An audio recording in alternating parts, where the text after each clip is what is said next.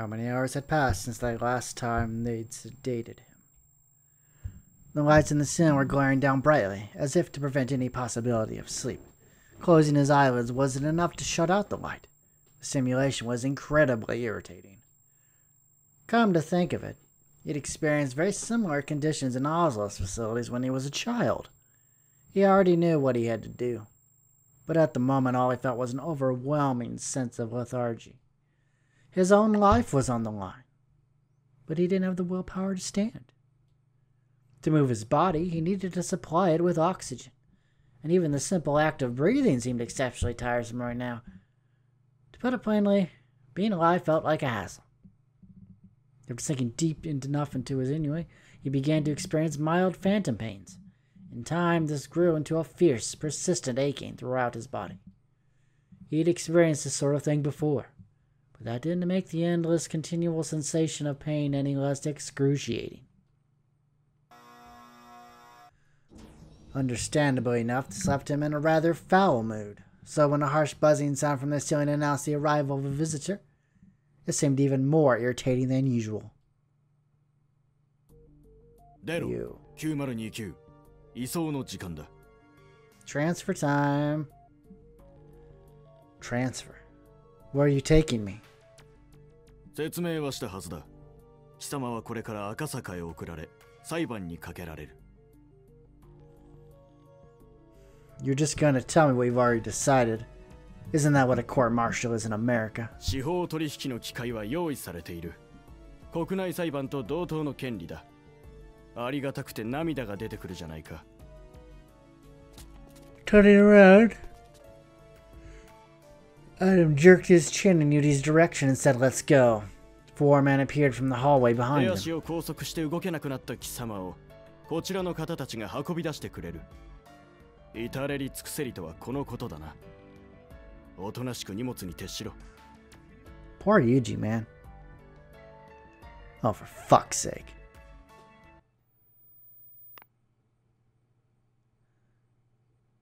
Yuji blue screened.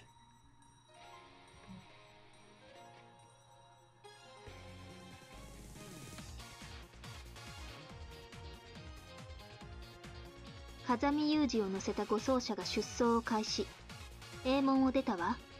護送ルートは A。It's go time. ターゲットが計測点を通過。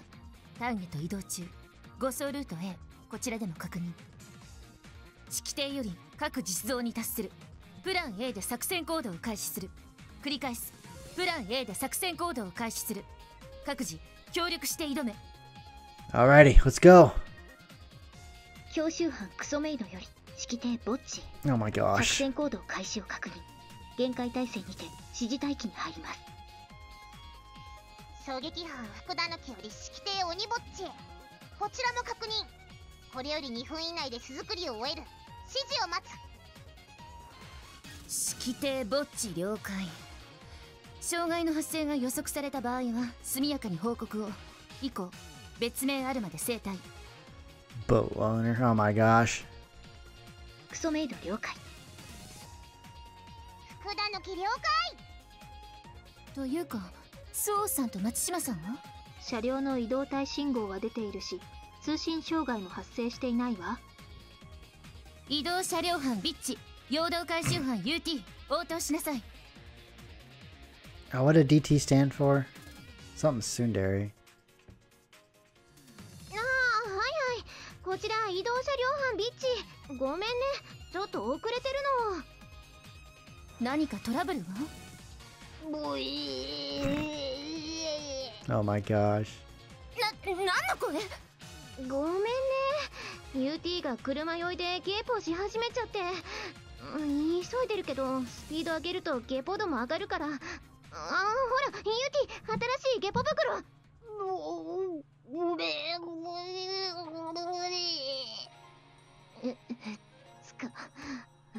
どんだけ吐くのよ。ダメだ、バリバリ、レバレバ、大丈夫なの？まあ、なんとか間に合わせるよ。大丈夫。プラン通りのタイムスケジュールで進めて。了解。現状にてプランの変更なし。各実動プラン A、チャート表の通りに行動せよ。クソメイド了解。福田のき了解なのよ。With his transmission at an end, Sachi returned Earthanata's phone to her pocket with the line still active, and then proceeded to put on a wired headset. Standing there patiently on the corner of the city street, she looked very much like a girl who'd been hired to lure customers into certain restaurants, or even a sex worker of some sort. Unless you habituated to a very few specific places. It wasn't exactly common to see a woman dressed up as a mason idly on the sidewalk, but this is Japan, so... And although Sachi possessed the patience and composure to make her presence seem relatively natural, some people always jump to unsavory conclusions. It was nothing new. On several previous occasions, someone meeting her for the first time had asked if there was some kind of event going on. However, she was not accustomed to being approached quite so bluntly as this, so it was perhaps understandable that she initially found herself somewhat nonplussed.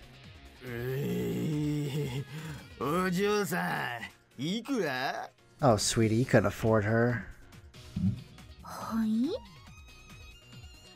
In the face of this exceptionally abrupt and impolite inquiry, Sachi tilted her head 15 degrees to the side in confusion. Is he inquiring into our current status of our national reserves of all-natural sweeteners? No, that's not him. One can only speculate as to how exactly Sachi's mind had managed to reinterpret the man's question in this particular fashion, but in all likelihood she decided to believe he had an interest in the amount of actual honey currently located within Japanese territory.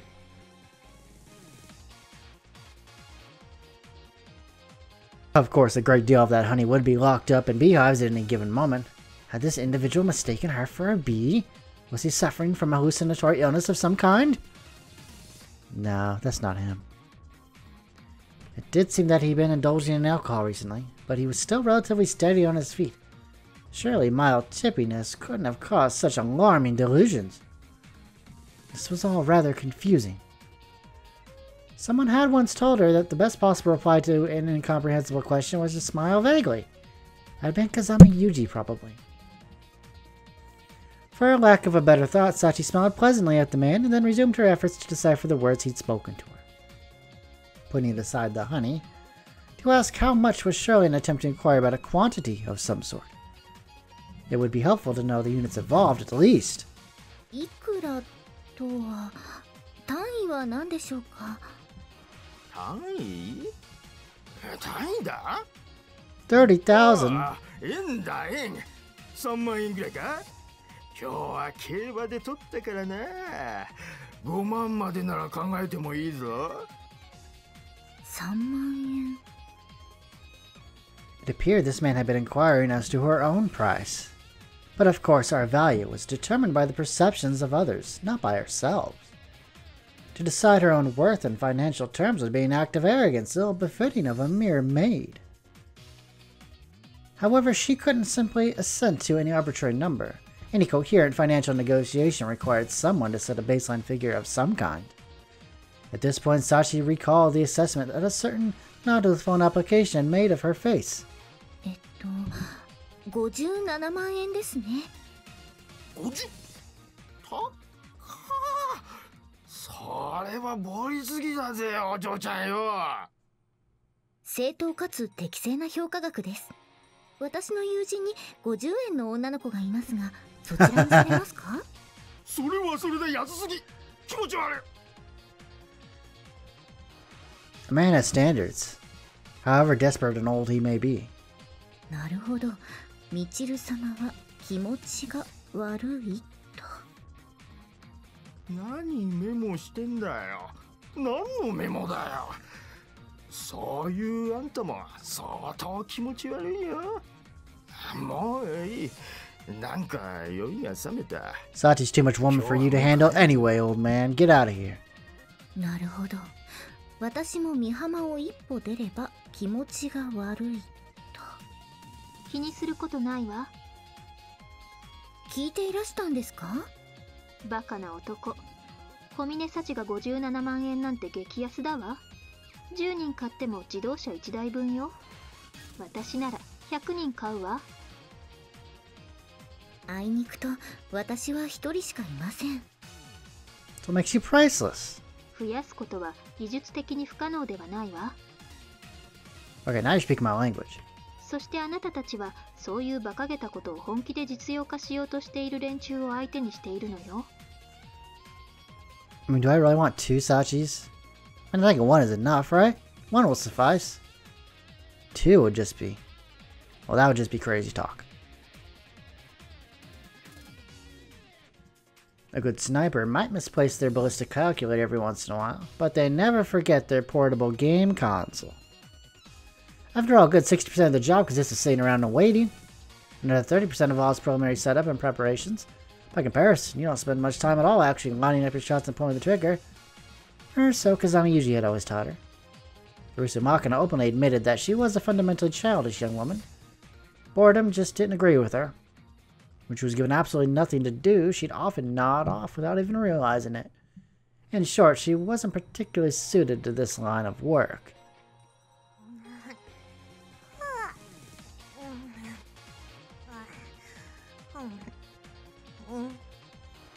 Already stifling a yawn, Makina stuffed the last of her sushi rolls into her mouth.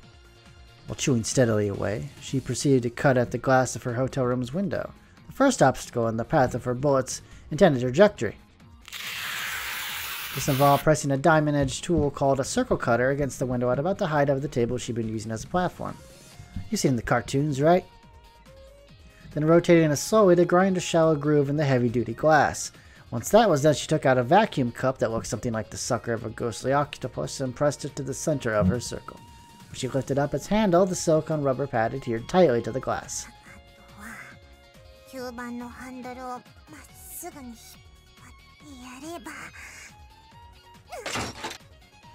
had to pull back so forcefully that it felt like the entire window pane might fall in on her.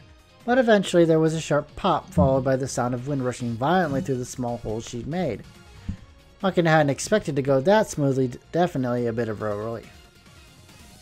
She disabled the sensor that detected any damage to the window beforehand, but if she'd messed up the cut, shards of glass might have gone tumbling down toward the street below.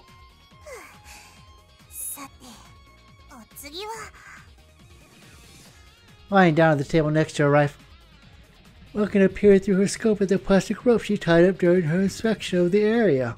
Then grabbed her Thanato's phone, launched an app, and connected it to her wind gauges via satellite. Once the phone was receiving data, she plugged it into her laptop PC via US cable. Launching Shimo Heihei-chan version 6.04, her digital spotter program, she set it up to process the measurements from her gauges. Of course, once she was in firing position, she wouldn't have the time to take her eye away from the scope and glance at the screen. Opening the Options tab in the program's menu, she clicked the voice checkbox under its main settings. Are you ready? I'm sorry, what? Yeah, I'm okay. It's alright. Okay. Just a minute. With this cheerful reply, Shimo Heihei-chan promptly initialized the internal lens dampener of Makina's scope. A moment later, she began to automatically adjust the rifle's sights based on the satellite data, taking current atmospheric conditions and Makina's experience level into account. As the lens quivered and shook with each subtle hydraulic adjustment, Makina herself ripped open one of her small nitrogen-sealed packages and carefully retrieved the custom-made bullet inside it. It was best to minimize the time the bullets went exposed to the air. Quickly pulling back the bolt of her rifle, Makina slid the round into its chamber, making sure not to scratch its fragile coating.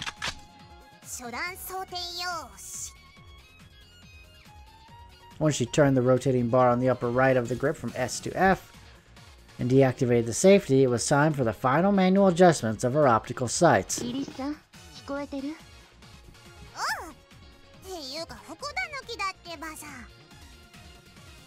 もうそういうお遊びはいいから作戦に集中しなさい。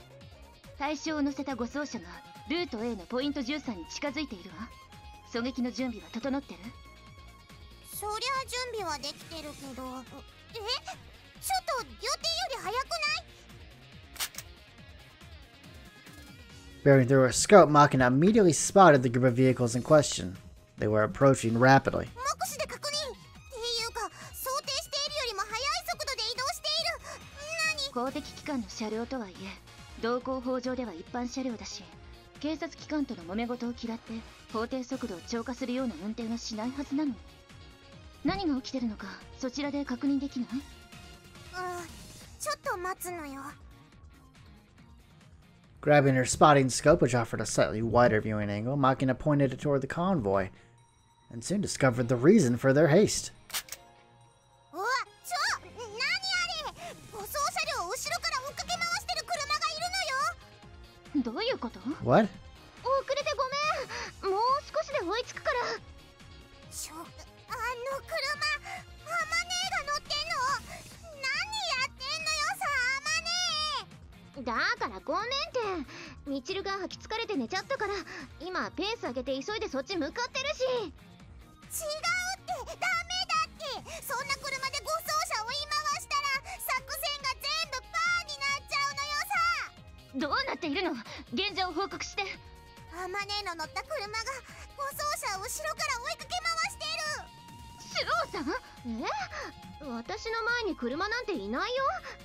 っていうかまだそっちからは見えないはずなんだけど。じゃああの車って。 As Machina watched through her scope, the mysterious HMV pulled up alongside the convoy. One of its windows lowered and the barrel of a rifle emerged from within. What the hell was that? Something weird was happening here. The very instant after this thought crossed her mind, fire burst from the rifle's barrel and sparks danced across the side of the convoy's lead vehicle. Oh shit. 何が起きたの？報告して。あまねえの車が護送車の戦闘車両を襲撃、銃弾を浴びせてるのよさ。スローさん？だからそれ私じゃないよ。だって私まだ当該車両に追いついてないよ。じゃああれは一体。不確定ケース C、 第三勢力の武力介入を確認。プラン B に移行を提案します。 Damn it. プラン B？ 襲撃地点の変更今から？何なの？どうなってんの？想定していたとはいえ起こってほしくないトラブルほどよく起こるのよね。 That's this game in a nutshell. とにかく作戦指令書の A を破棄、プラン B に移行します。Oh shit. 護送指揮車横転大破、走行不能、後続の護送車も停車。むちゃくちゃなのよさ。停車した場所は？外堀通り、プレジデンシャルタワーの前あたり。その位置を狙撃できない？想定外の位置なのよ。射距離も1500を超えちゃう。牽制はできるけど当てらんないのよさ。小峰さん、聞こえてる？ Yes, your voice, loud and clear。 そこから走って現場へ向かえる？可能です。現在新国際ビル西館前です。山王下の交差点を経由すれば600メートル、2分もあれば到達できます。待ちなさい。護送車を襲ったのはおそらくヒース・オスロの派遣した強襲強奪部隊よ。Damn Oslo。小峰幸を一人で先に行かせてもどうにもならないわ。でも急がないとユージが。私もすぐに行くから。襲撃車両は全部で3台。武装した強襲要員が車両から降車。3回護送車両を包囲。1、2、3。 Oh 武装 man. 強襲要員は8名。全員自動小銃を持ってるのよ。 That's a lot of firepower. どうする？一か八か撃っちゃう？新しくガラスに穴開けなきゃいけないから、撃つなら早く言って。ユミちゃん、聞こえてるの？待って。いや、待ちなさい。今はまだ待機よ。待機って、このままじゃお兄ちゃんが。大丈夫。殺されはしないわ。でもこのままでは風見さんの身柄を奪われてしまいます。奪わせます。 What? What? どういうこと？私たちの想定していた襲撃地点の600想定外の狙撃距離、強襲要員も走って現場まで行かなければいけない。余震は風見くんを奪還したとしても逃走用の車両すら現着していない。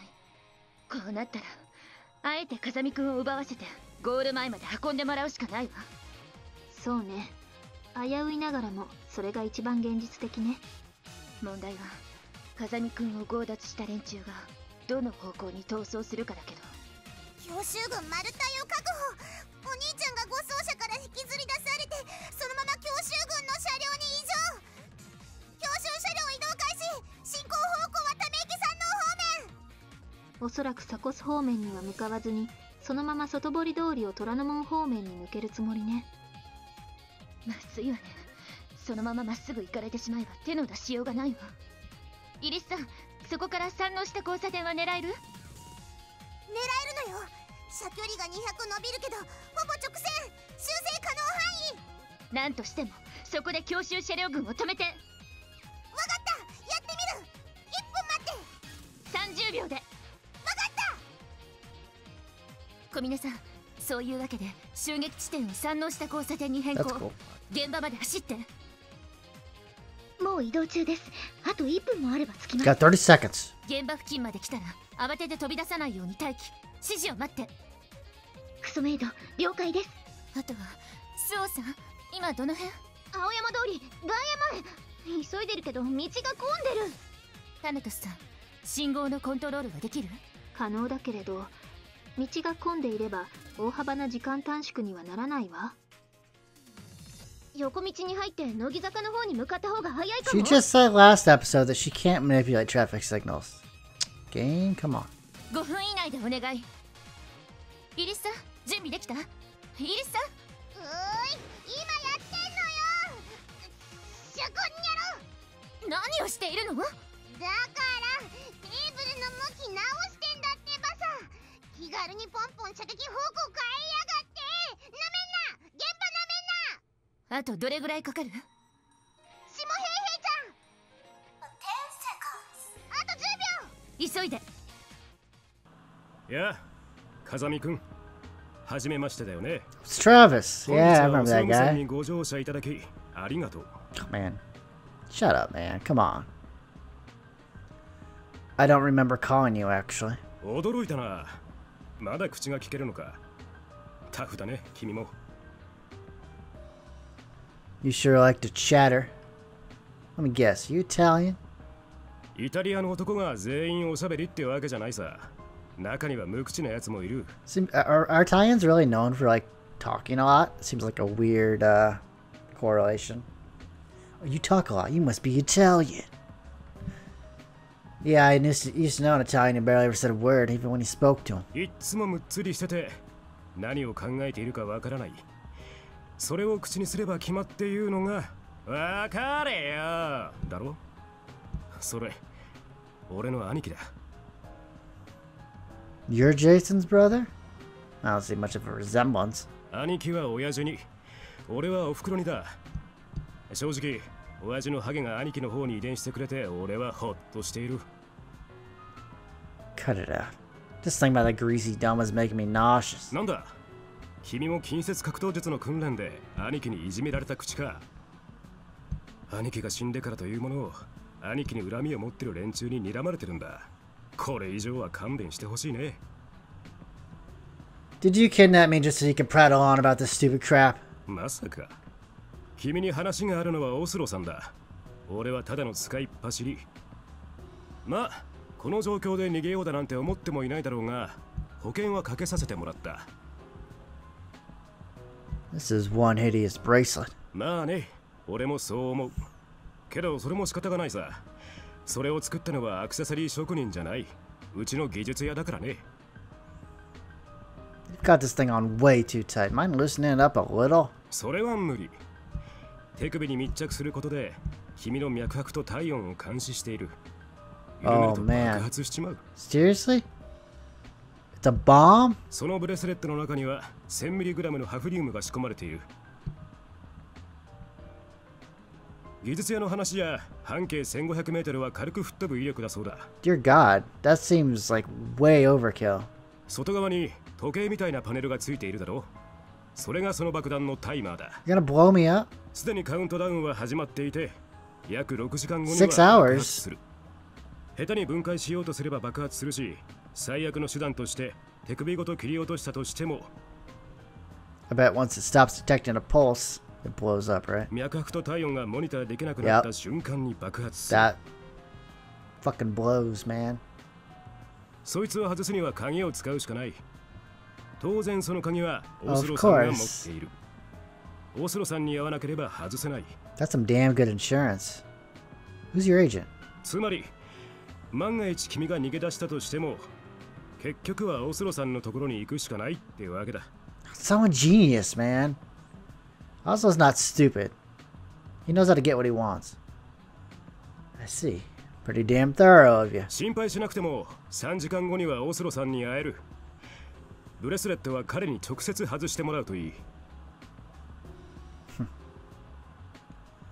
I'd looked the bracelet over from multiple angles while listening to the explanation, and there was in fact a small slot that seemed to be a keyhole. It was a dimple-type electric lock, not a simple cylinder like those you'd find in the doors of a normal home. Pushing a pair of tweezers in there would probably set off the bomb instantly. Chopping on my hand wouldn't do much good. The thing blew up as soon as I lost my vital signs. And even if I somehow managed to remove it, I couldn't exactly toss it on the side of the road somewhere with that countdown still running. And if Oslo had the only key, at the end of the day, I didn't have much choice but to go see him. Then again, I'd been planning to find him anyway. Wasn't much point complaining if he decided to give me a ride, was there?